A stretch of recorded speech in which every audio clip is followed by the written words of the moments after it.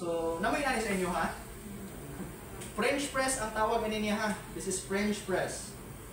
Next is stainless frotter or stainless measuring cup. And then teapot glass. Okay? So kung buhaton karon una, mag-prepare ko og hot water 140 ml. So gamiton ako ang stainless measuring cup. Nani siya measuring level ha para sukod niya sa sulod ang markings. Okay? Pag dili mo comfortable mo gamit ani, pwede ra shaker yung gamiton kay mas dako man siya og mga label markings dire. So 140 ml hot water. So milk una na ko i-prepare ha. Mag-dissolve kog milk. 140. Okay? And then after prepare ta og milk powder. Okay? So 3 scoops lang sa ato ang milk. Okay? So magkuha ko 3 scoops. 1 2 3. Okay? Then close.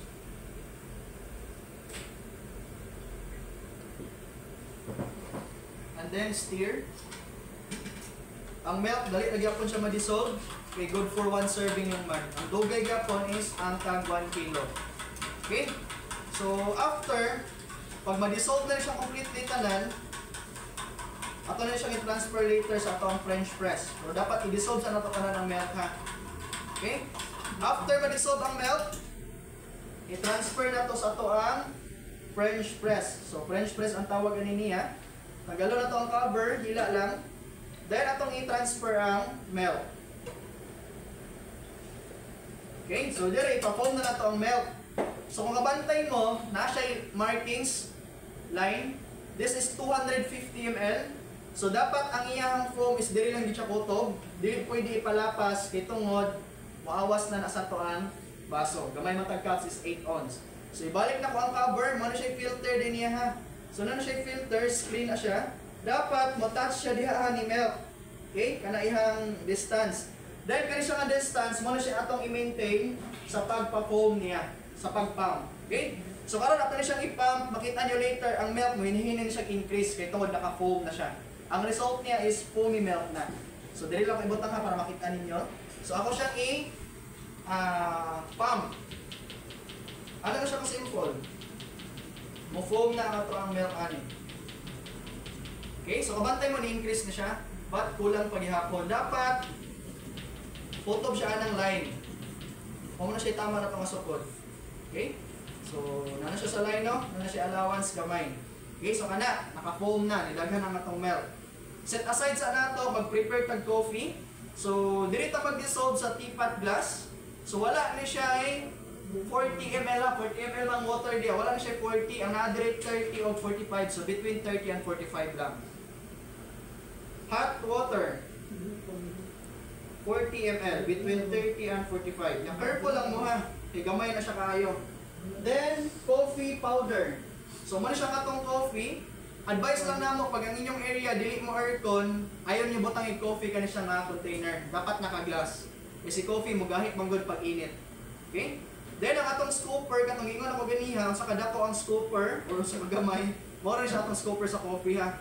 Usa ka scoop, equivalent siya sa 2 grams. Okay? So 2.5 grams, 1 and 1/2 scoop, or pwede na po 1 and 1/8. 1, then magkuha ko og half. Kani siya is mild lang ini siya, dili ni siya isog ha. Sakto lang yon. Pag ang atong customer gani mo request o extra nga coffee, ganan siya strong, pwede ra to 2 scoop or 2 and 1/2. Pero ay magkalimot pangayo og extra ha nga bayad. So stir na to. Dapat completely ma-dissolve ang atong coffee. But careful lang mo ha. By that time nagkuhan mo stir, tigamay kaya itong teapot glass. So dapat dili siya ma-spill. Okay? So wala problema kaya ang atong coffee, dali lagi kayo siya i-dissolve. After ma-dissolve, set aside na to si coffee. Si milk, i-transfer na to siya diri sa ato ang stainless measuring cup. So naka-foam na ni siya ang atong milk aniha. So foamy milk na ni siya. Okay? And then, prepare taog cup. Okay? If ever ganahan mo dahil mag-art, dito to siya mahitabo sa latte. So dali ta maka-art dito kaya nga atong milk is mas creamy to siya, mas daghan. Pwede ra gyapon gamiton nato kani siya French press or mas nindot is katong fruiter. Familiar mo fruiter, electric. Okay? So iuna nato si coffee. Then i-follow nato ang ipa-foam nga milk. So this is cappuccino, plain lang siya nga cappuccino. If ever na may cinnamon powder, pwede siya sprinklean sa taas. Kung wala, pwede ra gyud ang ato chocolate powder. So simple lang siya kaayo. Ang pag-close sa top lobe, the same na siya gihapon. Ana ra gyud siya ka simple. Okay? So cappuccino, choco, and then dara ang yogurt. So mao ni siya tanan ng atong flavor. So uban karamihan macchiato nga ha, o brewed coffee, wala ra ko gi-appeal kay dali ang gusto siya.